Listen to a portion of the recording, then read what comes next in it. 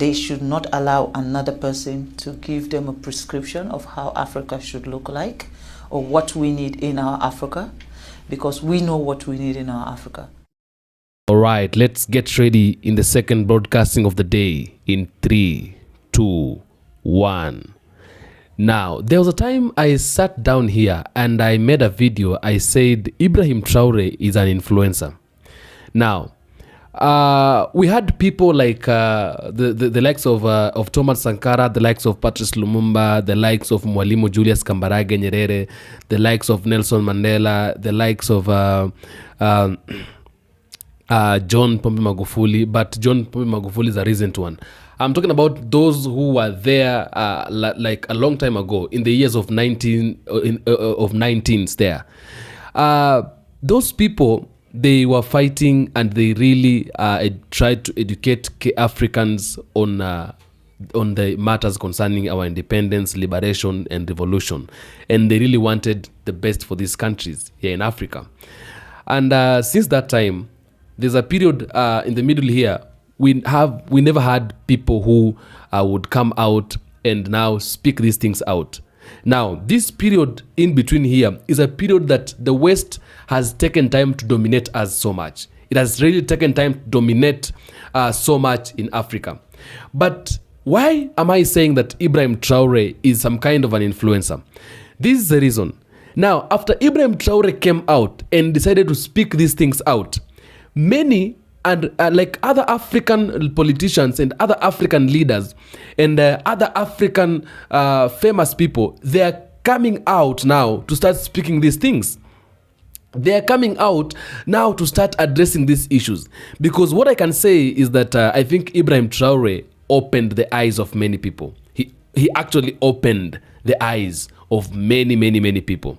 And because of that, now we can have people who now they understand what Africa is supposed to look like, how is Africa supposed to look like, and what is Africa and Africans are supposed to do to make sure we are having a change. Okay, we are now addressing these people, the imperialists. We are addressing them live and direct, live and cash, no hiding anything. And that is what we wanted. That is what we have been looking for quite some time.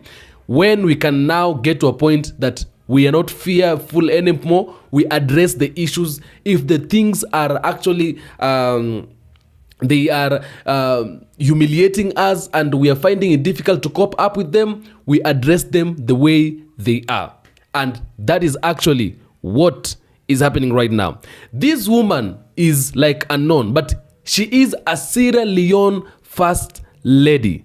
She came out, she spoke these things, and she's like emulating Ibrahim Traore, because everything that Ibrahim Traore has been speaking, she's also speaking. Ibrahim Traore started all this, and I knew this man, the moment he has started this way, Africa is going to change. Now, Africa will soon become an independent continent. And she said some quite like very important things. She talked about Africa and minerals. We are giving out a lot of minerals to the foreign countries, but what we are receiving back in Africa is a piece of cake.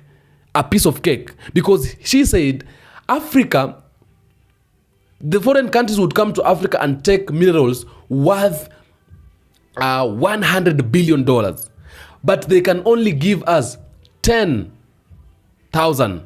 out of $100 million. They can only give us $10,000. What can $10,000 do? They are taking a whole of it, a whole of the thing that we have, and then they give us a piece of it just to blindfold us. She talked about African politicians who are sellouts. She said that African politicians out here, they are being sold, they are being given some little money, and they end up selling what belongs to Africans. She condemned it. She also talked about the United Nations. She said that Africa should be considered as one. When you see an African out there, don't say, ask them, where are you coming from, Nigeria? Or are you a Nigerian? Or are you a Libyan? No. Are you an African? Africa is a continent with 54 countries. All the 54 countries come up together to build one continent and one people, which is Africa. Okay? Africa as a whole can produce what Asia cannot produce. She said that.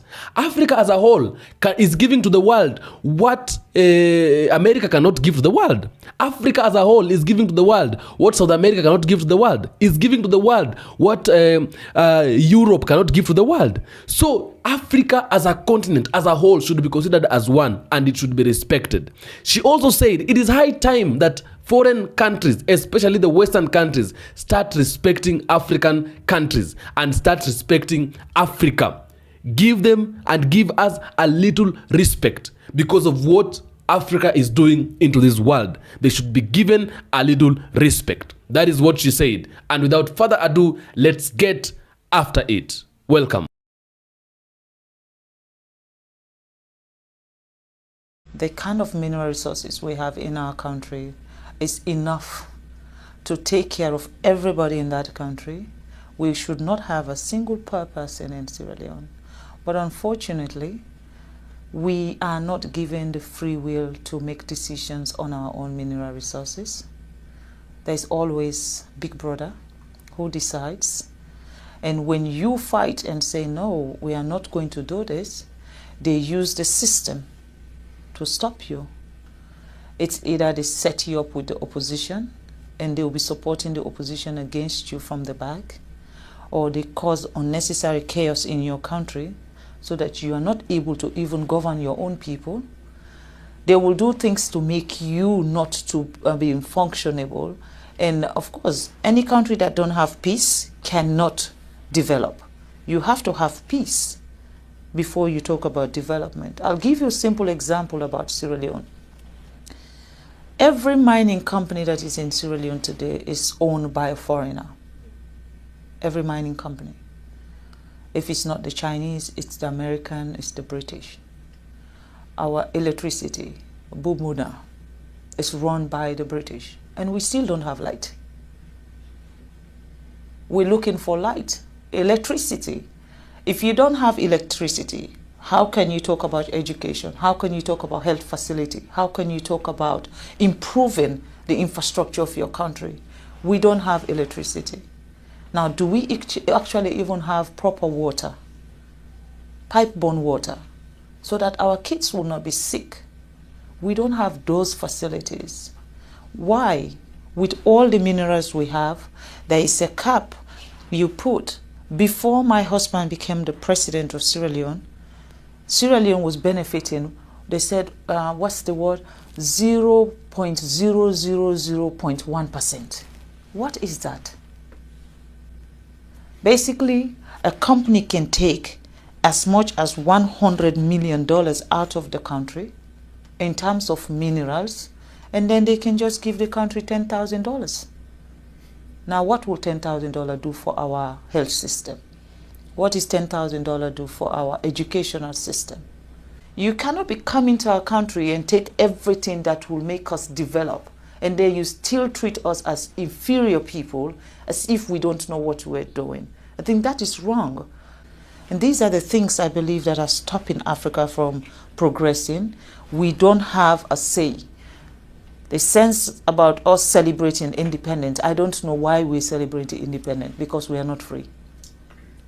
That is my own take. I'm not speaking also on behalf of the government of Sierra Leone, nor am I speaking on behalf of His Excellency the President. I am speaking as Fatima, as a citizen of a country who believes that things need to change.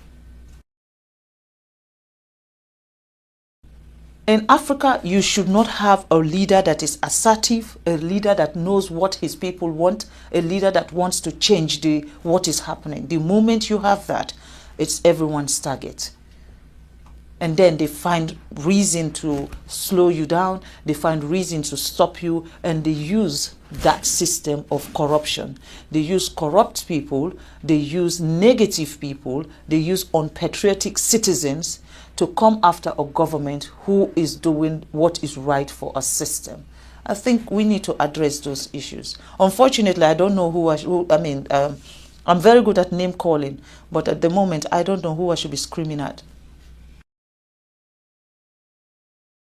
One of the most serious issues I have with the United Nations is the fact that Africa Africa is not part of the Security Council. We're talking about 52 countries, 54 countries, I'm sorry. 54 countries, a whole continent does not have one person representing Africa when it comes to decision making at the Security Council. And I'd observe also that no African country has its own executive director at the World Bank either. No, unfortunately, Yes. we don't know how to manage money.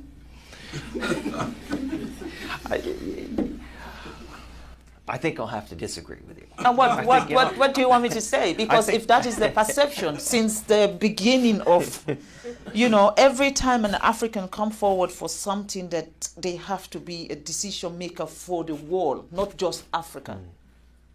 It's just not possible. I understand. So what can I say? There must be a prescription somewhere that says, Africa, you are not good enough. Well, it might be revolutionary, but I'm going to say it right here. Africans should be in charge of Africa. I believe that also that Africans' issue can only be enhanced when Africans decide to do that.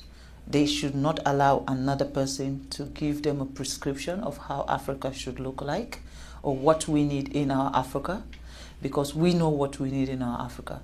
No one will know that better than us. And I think the UN should see Africa as partners. And the United Nations, definitely, you cannot have 7 countries vetoing everything. When it comes to Africa issue, it is those 7 countries. Who are the countries that are actually exploiting Africa? They're the ones who have the veto power to make decision on anything that has to do with Africa. So for me, I think that is wrong.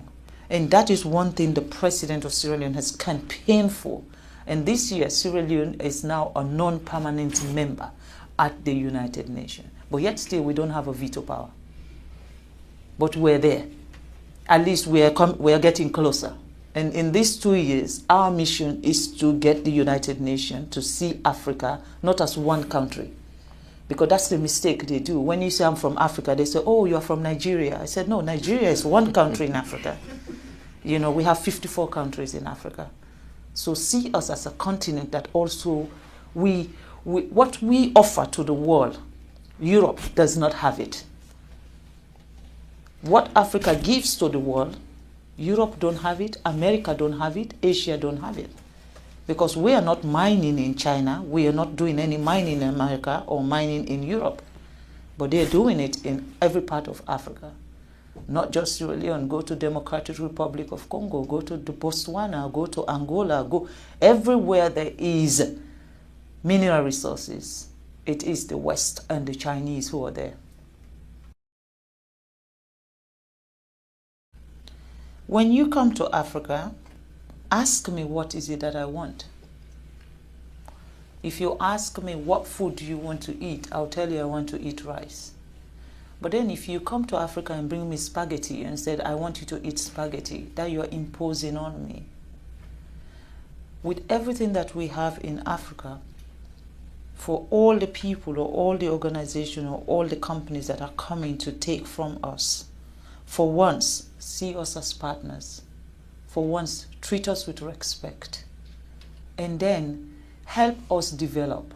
Because when we're developed, doesn't mean you will not do your mining. It just means you'll be changing lives and changing lives in a positive way. So by depriving us that development, by depriving us that opportunity for us to be able to be self-sufficient, for me, that is what is wrong. And that is why I am not able to stay silent.